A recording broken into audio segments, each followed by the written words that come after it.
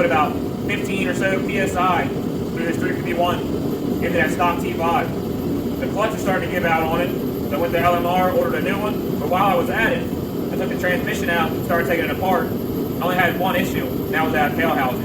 So, real quick, let me show you the issue that I had, just in case I have the same one. Then I'll throw this clutch in here, let it rip. I was having some problems getting the tail shaft to fit all the way on the T5. So I looked around a little bit, I couldn't find much information on it. I watched people build them, I watched a couple rebuild videos. I couldn't see anybody was having the same issue I was having. The tail shaft was sliding all the way in to about a ½ inch or so, and it was stopping solid. So I looked around a little bit, tried to find something that was hidden. I actually put a little bit of grease on the rod. When I was sliding it in, the rod wasn't lining up with the hole in the tail shaft.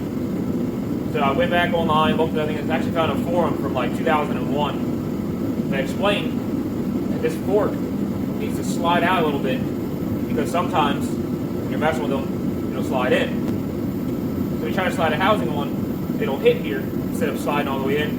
What you want to do is come on the back side of the fork. Now the shaft won't slide in and out, but the fork will.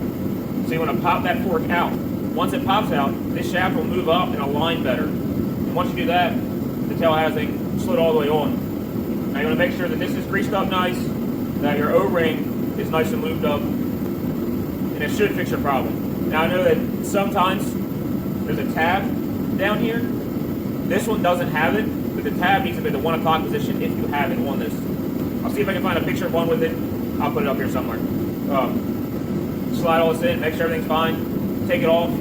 Then you want to worry about putting your tail housing on, getting the pit in for the shifter, and all that stuff. There's a ton of videos on that. So, all right, so get a little bit closer look.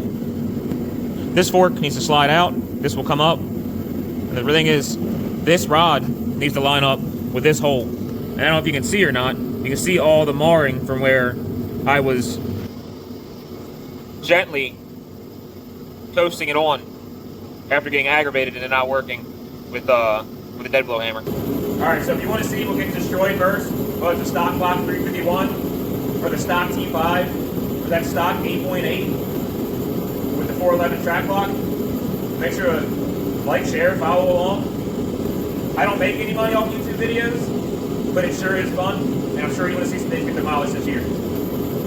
This is all how to make fast, fun stuff without breaking the bank. It's stuff that's easy to do, whether outside, going to the asphalt like I did for years, or in the garage with minimum tools. I have a family of 3 little ones and 1 on the way, so nothing I get is expensive. Then also make sure that anything that I buy, you can replicate, and you can see what I destroyed first.